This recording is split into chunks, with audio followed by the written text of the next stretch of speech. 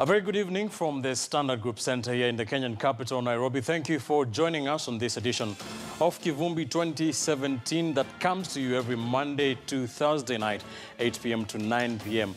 as we continue to discuss and dissect and inform and educate Kenyans on matters, elections in the run-up to the October 17th repeat presidential election. And tonight, we have a number of issues to discuss. We'll talk about saffron and issues ICT. We'll talk about campaigns and different political intrigues on both sides of the political divide. We'll discuss about something we're calling the state of the nation. Just taking a look at how all these issues are with NASA and their demands, IEBC trying to keep its house in order, trying to meet both sides of the political divide.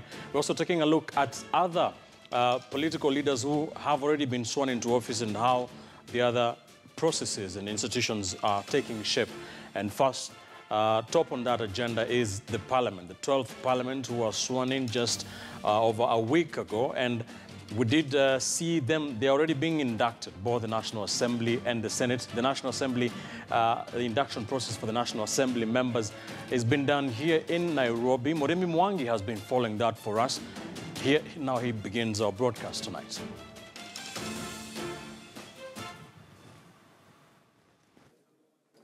After the September 12th state opening of Parliament and the selection of members of the crucial House Business Committee, both boycotted by the opposition, members of the National Assembly from both the government and the opposition sides demonstrated a rare show of unity as the legislators converged for a 4-day induction to familiarize themselves with the legislative procedure and the Parliamentary Code of Conduct. You need to read the former speakers and the current speakers' communications. You need to read the other parliamentary jurisdictions. You need to read the standing orders like the late Shikuku. Whatever decisions that we take, whatever moves that we make, we must remember that the responsibility we have is to the people of Kenya. And whatever legislations that come out of Parliament should be for the best interest of the people of Kenya.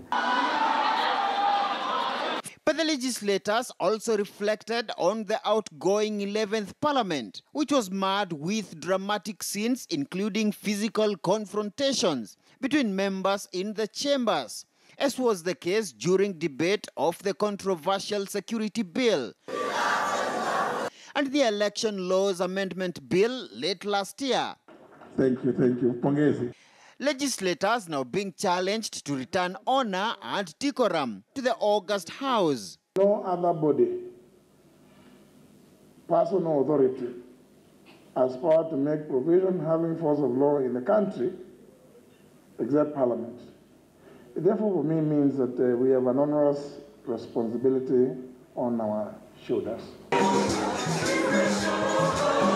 But the opening session also had its light moments between the government and opposition legislators, who have for the past few days been locked in a tacit supremacy battle over the legitimacy of Parliament sittings before the October 17th repeat presidential poll.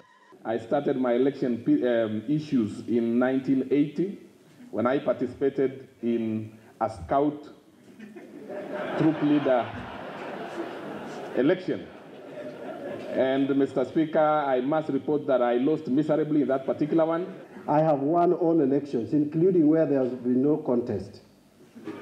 Because I've also assumed some positions where it has just been decided, like chairman of ODM. I'm just told you are the chairman from today. And I'm the chairman, I was elected. During the training, legislators will also learn from various resource persons, including Ethics and Anti-Corruption Chairman Eliud Wabukala, Inspector General of Police Joseph Boynet, and lawyer Charles Kanjama, among others. 5 minutes and then we start. Moremi Mwangi, KTN News, Nairobi. All right, the induction of the members of the National Assembly there, and one of the stories that did come out today was a kind of a bit of confusion between whether the National Super Alliance side had named its minority leaders in both the National Assembly and the Senate. with Mbadi being named, we can confirm that John Mbadi has been named as the minority leader in the National Assembly, and the NASACO principal and Bungoma Senator Moses Wetangula has been named or is the minority leader or retains his position as minority leader in the Kenyan Senate. Let me now bring in Mutinda Kavemba, Jubilee strategist and governance expert, Professor Tumbo, very quickly to just give me their thoughts on that. Professor, NASA seemingly not sure of, we understand that they do not want to name their nominations to different positions in both houses because they do not want fallouts, of course, in a preamble to the repeat presidential election. But it's important to name minority leaders at least, isn't it? Yes. What is your take from where you sit? I think that it was abundantly clear that if you didn't name your minority leaders in both houses, you will be holding the whole National Assembly at ransom. And if you have already accepted your position in Parliament, then you have a duty to facilitate parliamentary business. So this was completely critical. The other thing I would like to say is that, for me, I think it's a good thing that they were able to do it because, in my view, there was no strategic reason not to.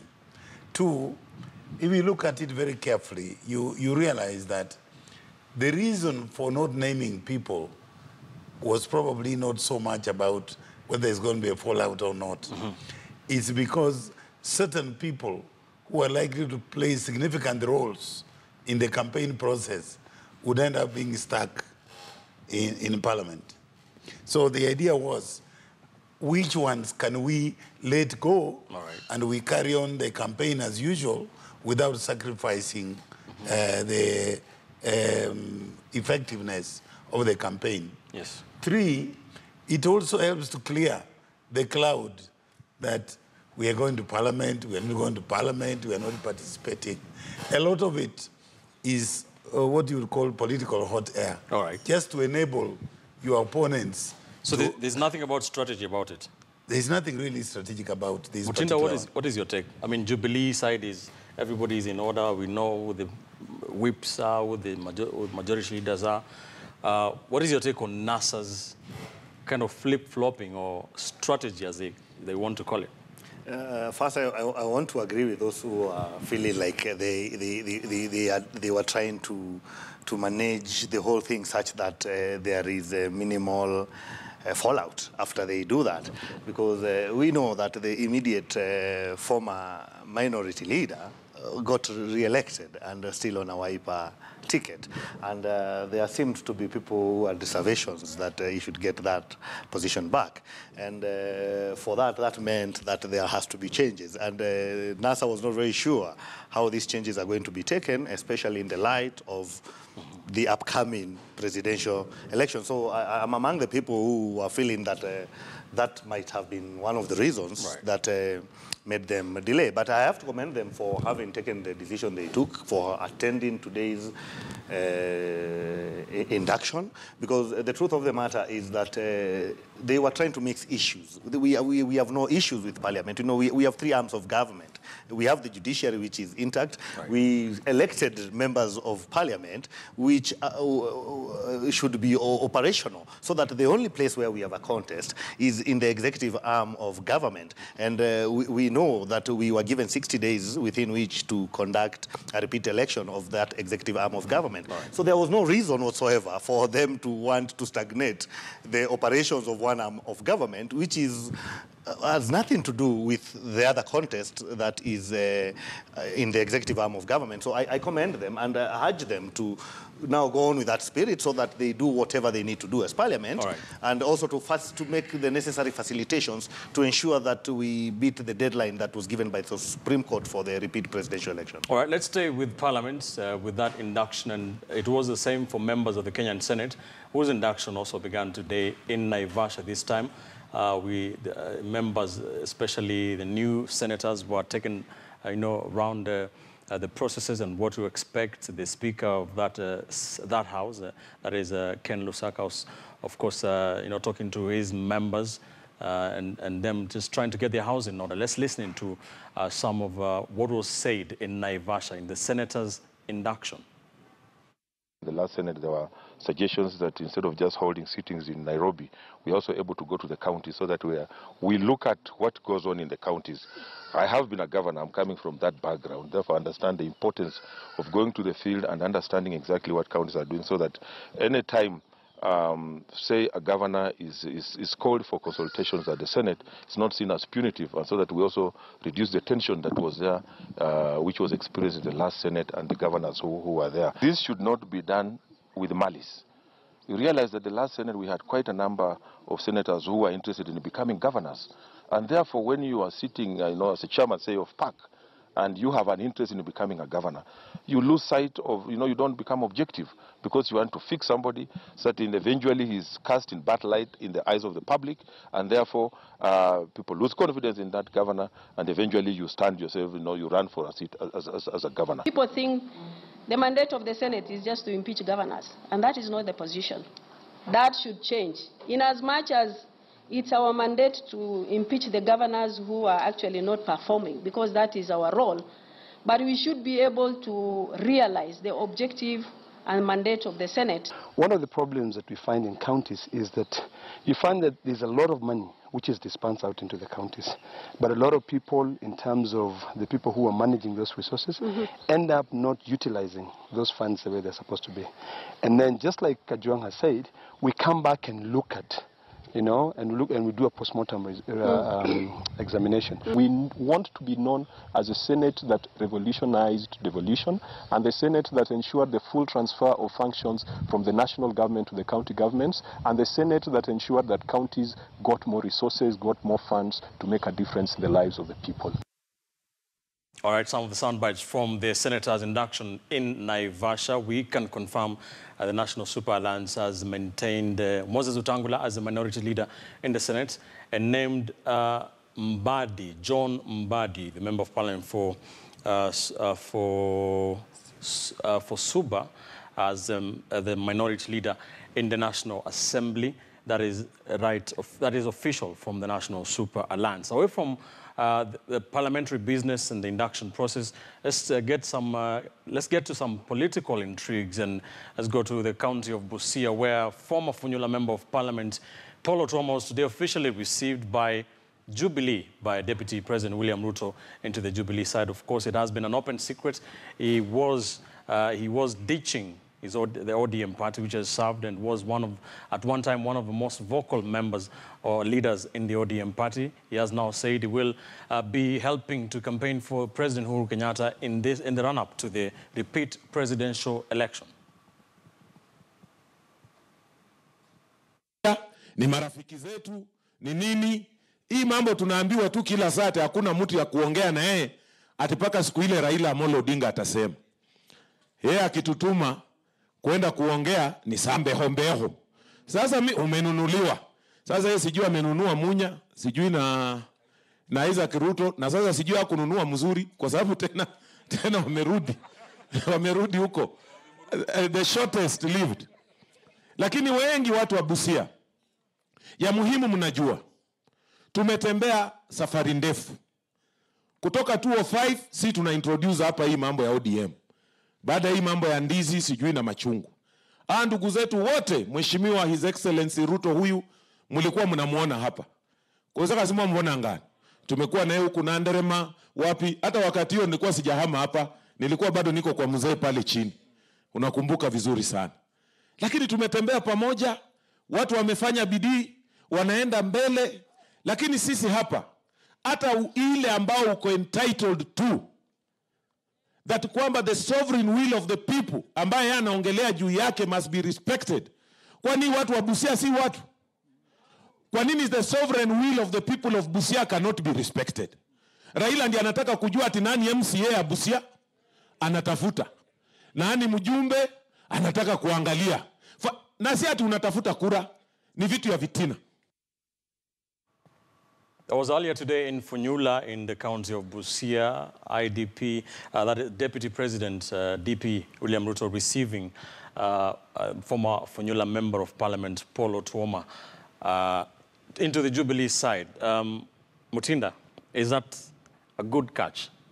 Yes, of course it is a good catch. I think Otuoma is not one of those politicians that is an heavyweight in his own right. And you remember what happened during the nominations. Actually, it was one of the most blatant cases of outright rigging in the nominations of the ODM party. But he ended up losing in the election. It doesn't matter. The truth of them, you see, the truth of the matter is that these parties also have got their own support. Right. And when you're denied that ticket, it already puts you at a disadvantage.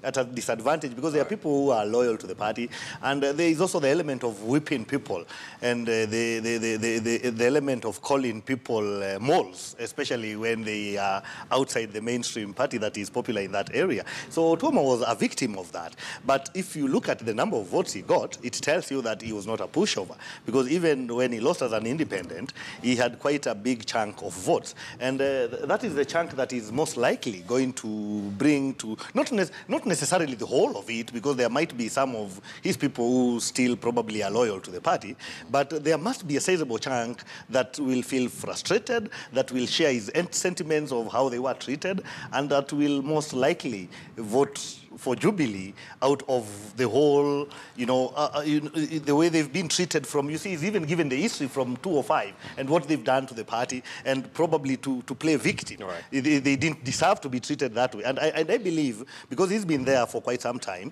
there are people who are going to go with him. And, in this election, I always remind people that in 2003, we missed a runoff by 8,000 votes. So if Otuoma can even bring us that 8,000, right, it would still be something that we should celebrate. Prof, what is your take on Otuoma? First we did see Babu Namwamba, former ODM Secretary General, ditched the party, went to the Labour Party, lost the Budalangi parliamentary seat, and now he's fully in Jubilee. Now Jubilee have backed yet another son of Busia in Paul Otuoma.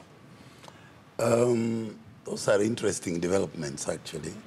First and foremost, you look at Otuoma, he seems to have lost political steam. He looks tired. And when he was talking, I was watching the audience. There was nobody shaking a head, nodding or doing anything.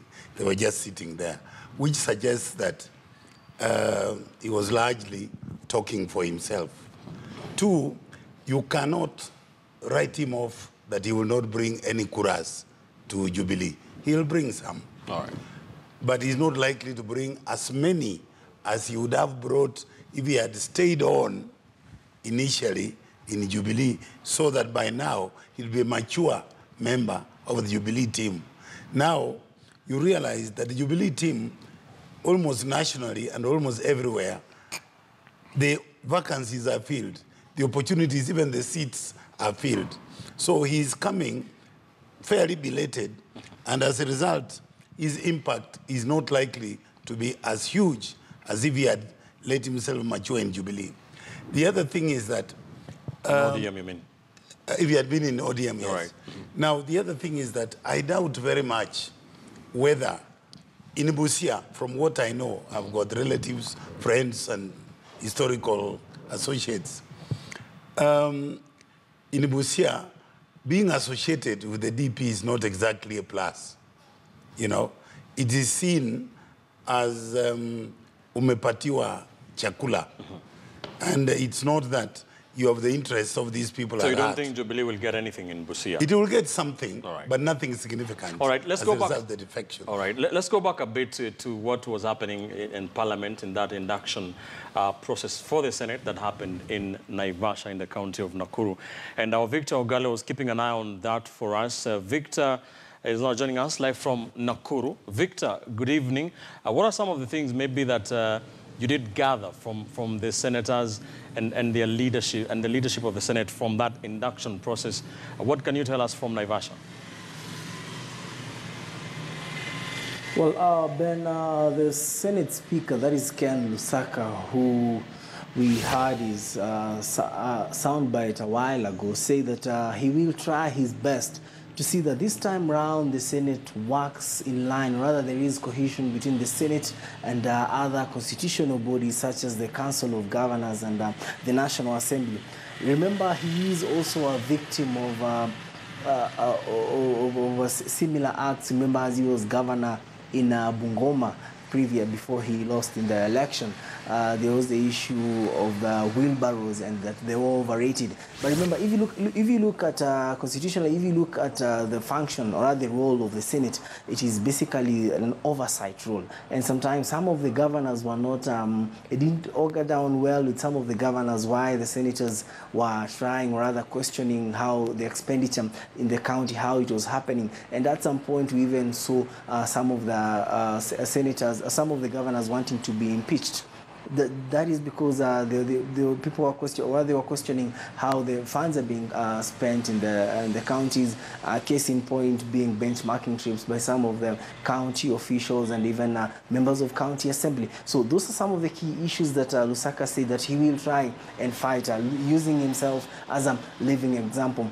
Going also to the sentiments of some of the senators, remember there is a crop of mixed blood, there is a crop of the old senators who've been in the Senate before, so they have experience politically. Others also served in the National Assembly. And then we have the new crop of the young guys who've come in, like Alfred Cheriot, senator for Kericho. We had Loitip senator for Lamu. So this is some of the young guys who've come in and they have vast background both from the private and the public sector, Ben. All right, Ogale, I understand that induction process continues tomorrow. Maybe do we know what the processes are? What are the programs look like? What do we expect? Well, tomorrow the senators will go through a session that will be, a session they will take them through how to deal with the media, and then they will have an afternoon session about governance, how to understand governance, and the final session also will be the ground rules of the House, how to do, what not to do, and a key component tomorrow actually, the address by the Editors Guild chairman, that is Linus Kaikai, and the issues how they should carry themselves in front of the cameras when addressing the media, when to address the media, how to address the media, not just to haphazardly go there and start issuing statements just in the name of making a statement. And also one of the things that have emerged, looking at their body language, you could not see the political inclinations. You could not tell that this one was either nominated by this party, this one was neither invited for the ticket from this party, be it Jubilee or the NASA coalition or any other party.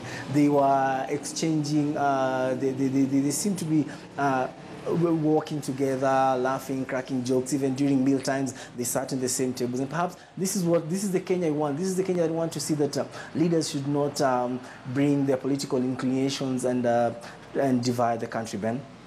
Thank you, Victor. Victor Ogale, they're coming to us live from Nakuru. We'll be keeping an eye on the induction of the senators. Of course, the new crop of leaders and the old guard coming together to make sure they will have a fruitful 5 years of House business in the Senate of the Republic of Kenya. Away from that, we will be talking about something we're calling State of the Nation, just taking a look at the number of issues, what has been happening as Kenya continues to prepare for the election, and something that has come out in the headlines in the last few days, that is the ICT systems in the Independent Electoral and Boundaries Commission, French multinational company, that is Safran Morpho, coming out very dominantly in some of what has been said by the political class. Raila Odinga, the NASA presidential candidate, saying that the contract between IEBC and Safran Morpho has to be terminated, that it has to be cancelled, that because they were, according to NASA, they are not, they contributed to the irregularities and illegalities that were in the August 8th general election. Now, Safran have also come out to say that there's not enough time to make sure they review the processes, they review their ICT systems at the IEBC and still maintain the data that was there for the August 8th election. They say They would like the election to be moved to October 26, 2017. And we understand IEBC are currently mulling over this change of date from October 17th to October 26th. Remember, NASA have been calling for a change of date, saying that Kenya doesn't have to go to that repeat election on the 17th of October. I want us to take the next few minutes to understand some of these ICT issues. Let's now bring in live from our City Center studios, Thomas Chiteri, special member of the Kenya Cybersecurity and Forensics Association. Thomas, thank you for joining us on Kivumbi 2017 tonight. I want you to very quickly just, if you can just take us through what Saffron Mofo is saying, despite the pressure that is mounting against them from the NASA side of the political divide. They are saying they do not have enough time to analyze or update their ICT systems at the IEBC. Is this reason enough to warrant a change of date of the election, from where you sit? Thank you, Ben. I can hear you well. I think, first of all, let us go a little bit behind, like 2-3 days from now. 2-3 days ago, we had the same company that supplied the ICT system to IEBC telling us that they had done a system audit and they ruled out any chances of hacking from the system. Now, if we use, for example, if I develop a system and sell a system to you, it will not be very okay if people are criticizing the same system.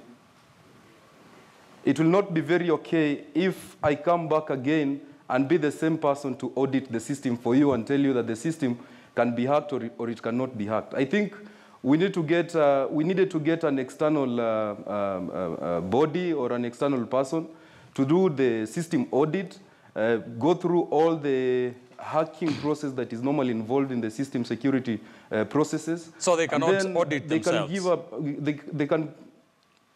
You cannot audit yourself. It's like telling us, for example, it's like IEBC itself, the ICT department of IEBC, which has been in the limelight being accused of what is happening with the ICT systems, coming out and telling you that they have done an internal audit themselves, and they are telling you that the systems were not hacked. It's not possible. At least we need to, for the purposes of integrity and trust, and even a benefit of doubt of what has remained, at least you need to get an external person who is approved to do such a work to tell the public that actually the systems were hacked or they were not hacked. So the same company that supplied cannot again audit its own systems. This is a matter of public domain now. What is your take on the issue of time, them saying they need more time to update their ICT systems? Is there merit in that from where you sit? First of all, from where we sit as technical people, from what I just told you some few minutes ago about them telling you that the systems were not hacked, and again coming up and telling you that we need more time to do some system updates, so you now have to change the voting date from 17th to, I don't know, they're talking of 27th. It tells you that there is something that has been realized from their internal audit themselves that needs to be fixed. Because if there was no issue of hacking, if the systems were secure, I don't know what is coming up to be updated from where I sit, because we don't have that time. This is going just to cause a constitutional crisis, and we are not ready for that, actually. Because from the time the company was given the tender, they were also given a maintenance contract for the next 3 years. And for your information, unlike 2013, the system was, in 2013, the system was outsourced by a different company, and the BVR, the biometric voter identification kits, were supplied by a different company. But in 2017 election, the opposite actually happened. The same company that supplied the system is the same company that supplied the BVR kit. So even in terms of compatibility, in terms of system integration, it was very clear that if I'm supplying the system and I'm supplying the gadgets which the system are going to sit on, then I'm in a very good position to tell you that these systems needs to be secure. And again, I'm maintaining the system for the next 3 years. So I don't have to tell you that we don't have time to like update those systems. I think there is something that is not very clear in technical terms there. And finally, Thomas, the NASA side, led by the leader Raila Odinga, demanding that Saffron, that contract between IEBC and Saffron be terminated, and for Kenya to blacklist Saffron Morpho. What is the view of the ICT world? You see, Ben, especially Kenya being a third world country, we are slowly embracing technology. We have so much been in a manual way of doing things. And for you to really convince people that you need to use this technology to do away with the manual way that you've been using to do your voting process, you really need to come up with systems that are trustworthy, that people can trust, the public can trust. And if there is anything that causes public criticism towards your systems, then you are doomed. And therefore, the reason why NASA is coming out telling you that they have to suspend Saffron, I think it's because they no longer have trust. They no longer have trust in what is happening right now. Because even remember the time we were told, when the court declared that the IBC servers needed to be open to the opposition for to find out what they were looking for. The servers were never opened, and the answer we even got was that the servers were put at international bodies, the Europe, and people were sleeping. So you see, this tells the public that can we really trust these systems that are being put in place to do our election process? But on the other hand, if at all we have to do away with the company that supplied this, then actually we really don't have time to actually put in place other systems that can help us with the election process. So I think the best way to go is the two political divides, the opposition and the ruling political divide, to come together, discuss the outstanding issues, agree on them, and then put in place, for example, putting in place ICT personnel who are trustworthy and with more integrity, for example,